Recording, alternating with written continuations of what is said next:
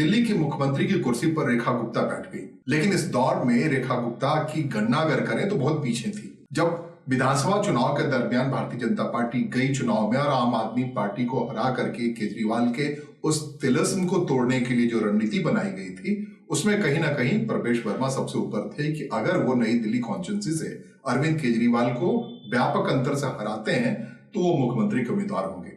और वो इसलिए कि प्रवेश वर्मा और प्रधानमंत्री नरेंद्र मोदी का बड़ा करीब से रिश्ता रहा है। बार बार ये बातें खुल के आती रही थी कि साहेब सिंह वर्मा के निधन के बाद से जो प्रवेश वर्मा को राजनीति में प्रश्रय देने की बात थी, उसमें नरेंद्र मोदी काफी कुछ हद तक उनको अपने करीब पाते थे। और जिस तरीके से बाहरी दिल्ली से उनकी उम्मीदवारी कटी थी लोकसभा चुनाव के दरमियान, तभी ये लग रहा था कि संसदीय चुनाव में अगर प्रवेश वर्मा को सिटिंग एमपी को अगर टिकट नहीं दिया जा रहा है, इसका मतलब है कि जब सरकार बनेगी तो प्रवेश वर्मा सबसे आगे होंगे। प्रवेश वर्मा को सबसे आगे रखने की बात इसलिए भी हो रही थी कि पड़ोस के राज्य हरियाणा में बार बार जाट समुदाय के लोगों को भारतीय जनता पार्टी दरकिनार कर रही थी। तो लगता था कि दिल्ली में जाट बिरादरी के किसी व्यक्ति को ये कुर्सी मिल जाएगी और उसके लिए प्रवेश वर्मा सबसे मुफीद होंगे। प्रवेश वर्मा के अलावा जो मैदान में दूसरा बड़ा नाम था वो दुष्यंत गौतम का था, जो पार्टी के महासचिव हैं और राज्यसभा के सदस्य हैं। फिर भी भारतीय जनता पार्टी ने उन्हें विधानसभा चुनाव में उतारा था, लेकिन दुष्यंत गौतम की नियति रही कि वो चुनाव हार गए। इसके अलावा जो दूसरा दलित चेहरा था जिसे भारतीय जनता पार्टी ने बड़ी तैयारी के साथ मैदान में उतारा था, वो नाम था राजकुमार आनंद का। राजकुमार आनंद अरविंद केजरीवाल के मंत्रिमंडल में मंत्री हुआ करते थे और उन्होंने अचानक से पार्टी छोड़ दी, एक रात में इस्तीफा दिया जब ईडी ने उनके यहां दबिश दी और उसके बाद भारतीय जनता पार्टी से चुनाव लड़े। और जिस कॉन्स्टिट्यूंसी से करोलबाग कॉन्स्टिट्यूंसी से चुनाव लड़े, वहां आम आदमी पार्टी ने उन्हें शिकस्त दे दी। तो राजकुमार आनंद एक नाम हो सकते थे दलित चेहरा के तौर पर कि वो मुख्यमंत्री बनते। दुष्यंत गौतम हो सकते थे एक नाम जो मुख्यमंत्री बनते। दोनों चुनाव हार गए, लेकिन सच ये है कि भारतीय जनता पार्टी को शिद्दत से किसी दलित चेहरे की तलाश थी और पूरे दिल्ली चुनाव में दलित एक हिसाब से मोटे तौर पे आम आदमी पार्टी का हक में गया।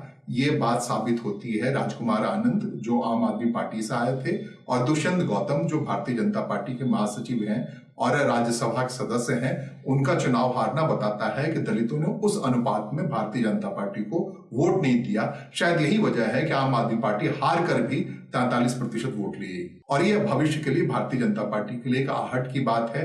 अगर तिलिस्म तोड़ना है अरविंद केजरीवाल का पूरी तरह से, तो उन्हें उनके बीच जाके काम करना पड़ेगा जो झुग्गी झोपड़ियों में है, दलितों में है। राजकुमार आनंद और दुष्यंत गौतम के अलावा जो तीसरा बड़ा नाम था जिसके बारे में उम्मीद लगाई जा रही थी, वो कपिल मिश्रा का नाम था। और कपिल मिश्रा के लिए जिस ढंग से करावल नगर की कॉन्स्टिट्यूंसी को खाली कराया गया था, एक जीते हुए विधायक मोहन सिंह बिष्ट को करावल नगर के बगल के कॉन्स्टिट्यूंसी मुस्तफाबाद में शिफ्ट किया गया था। उसे देखकर लग रहा था कि कपिल मिश्रा को खास जगह मिलेगी। हालांकि मंत्रिमंडल में उन्हें जगह मिली, लेकिन ऐसा माना जा रहा था कि एक व्यापक अंतर से अगर चुनाव जीतते हैं तो वो भी मुख्यमंत्री का चेहरा बन सकते हैं, क्योंकि अब तक जो मुख्यमंत्री हैं भारतीय जनता पार्टी की ओर से, कपिल मिश्रा को मुख्यमंत्री बना करके भारतीय जनता पार्टी, मध्य प्रदेश के रीवा के रहने वाले हैं। कपिल मिश्रा ब्राह्मण समाज से आते हैं। इसके अलावा मध्य प्रदेश के बगल में उत्तर प्रदेश है, उत्तर प्रदेश के बगल में बिहार है, तो उससे एक ब्राह्मण चेहरा के तौर पर मुख्यमंत्री बना करके भारतीय जनता पार्टी आने वाले बिहार चुनाव में अगड़ी जातियों को साध सकती थी, क्योंकि बिहार के आसपास के जो भी राज्य हैं वहां अगड़ी जातियों का कोई ऐसा जगह नहीं है। खास करके जिस ढंग से उड़ीसा चुनाव जीतने के बाद आदिवासी मुख्यमंत्री दिया गया, मध्य प्रदेश चुनाव जीतने के बाद मोहन यादव को खड़ा किया गया, तो इन सब को देख करके एक सैचुरेशन की बात हो रही थी कि कपिल मिश्रा भी मुख्यमंत्री का चेहरा बन सकते हैं। और इस सब से इतर एक बात और भी थी कि भारतीय जनता पार्टी को किसी महिला को मुख्यमंत्री बनाना था। महिला चीफ मिनिस्टर के नाम पर जो सबसे आगे नाम चल रहा था वो बांसुरी स्वराज का था। बांसुरी स्वराज के बारे में कहा जा रहा था कि जिस ढंग से उनकी मां सुषमा स्वराज को संसद में रहते हुए, लोकसभा में रहते हुए दिल्ली के मुख्यमंत्री का शपथ दिलाया गया था, उसी ढंग से बांसुरी स्वराज को भी दिला दिया जाता। लेकिन फिर से वही बात यहां आकर के अटक गई कि जिस ढंग से प्रवेश वर्मा वंशवाद के नाम पर पिछड़ गए, उसी ढंग से बांसुरी स्वराज को लेकर के उतनी गंभीरता से चर्चा नहीं हो पाई। लेकिन इन सब के बीच जो सबसे ज्यादा महत्वपूर्ण बात रही वो ये रहा कि मनोज तिवारी जो पूर्वांचली वोट को बड़ी तादाद में अपने पास खींच के लाए थे, उनके मन में भी लड्डू फूट रहे थे कि हो ना हो इस बार उनके हिस्से में आनी है मुख्यमंत्री की कुर्सी। लेकिन मनोज तिवारी भी पीछे रह गए और एबीवीपी से भारतीय जनता पार्टी को साथी रही रेखा जिंदल अखिल भारतीय विद्यार्थी परिषद के नेता के तौर पर रेखा जिंदल, जो बाद में शादी के बाद रेखा गुप्ता हुई, उन्हें मुख्यमंत्री के तौर पर इसलिए लाया गया कि वो लगातार अपने इलाके में सक्रिय रही थी और संघ के लोगों के साथ, पार्टी के कैडरों के बीच उनकी अच्छी रिपोर्ट थी। वो हार करके भी जिस ढंग से शालीमार बाग में सक्रिय रही थी अपनी कॉन्स्टिट्यूंसी में, उन्होंने मुगल कालीन एक बाग को फिर से पुनर्जीवित किया था शालीमार बाग के इलाके में,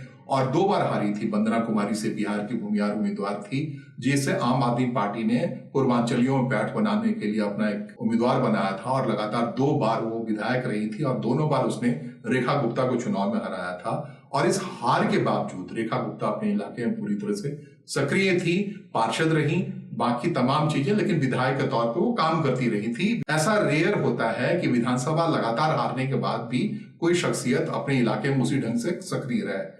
इसका नतीजा उन्हें 2025 में मिला, और वो ऐसा मिला कि व्यापक तौर पर मिला। रेखा गुप्ता को यह भी उम्मीद थी कि संसदीय चुनाव के दौरान उनकी सक्रियता की वजह से उन्हें बाहरी दिल्ली से उम्मीदवार बनाएगी भारतीय जनता पार्टी।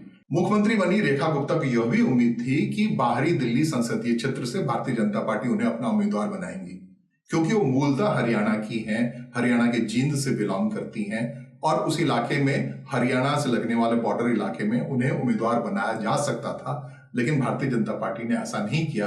तब उससे वो जाहिर तौर पर मायूस हुई होंगी, लेकिन जो हालत हुआ कि उस मायूसी के बीच उनकी उम्मीद बंधी, और आखिरकार भारतीय जनता पार्टी को 2 बार हारी हुई विधायक रेखा गुप्ता को अपना उम्मीदवार बनाना पड़ा, और वो व्यापक अंतर से ये चुनाव जीत कर आई। भारतीय जनता पार्टी में मुख्यमंत्री के रेस में कायम तमाम लोगों को उन्होंने खेत कर दिया।